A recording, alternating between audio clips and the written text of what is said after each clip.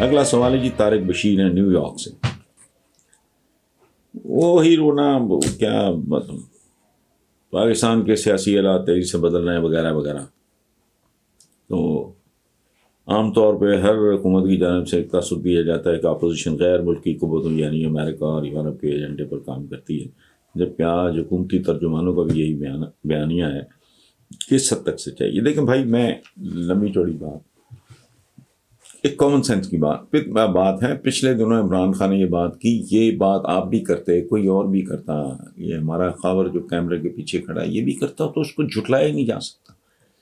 ہماری جو لیڈرشپ ہے ان کے سٹیٹ سارے بیرون ملک ہیں، یعنی یہاں اگر ان کے کھربوں روپے کی جائیدادیں ہیں اور پروجیکٹس ہیں تو وہاں کھربوں روپے نہیں، کھربوں ڈالر سے زیادہ کے اثاثے اور ان کے بینک بیلنسز تو باہر ہیں.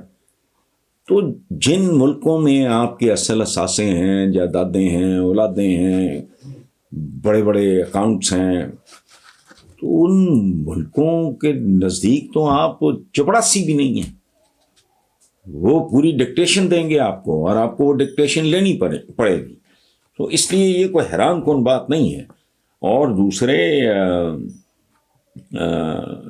یہ جو آپ نے کہا کیا امریکہ ترقی پذیر ممالک کے سیاسی معاملات میں اثر رسوخ رکھتا ہے، تو اندازہ لگائیں. میں تو بچہ تھا، اسکول گوئنگ کڈ، جب فیلڈ مارشل ایوب خان صدر پاکستان کی کتاب آئی تھی، فرینڈز ناٹ ماسٹرز، عنوان دیکھیں، فرینڈز ناٹ ماسٹرز، مطلب یہ کہ ہمارے یار آقا نہ بنو، ہمارے دوست بنو. یہ درخواست تھی.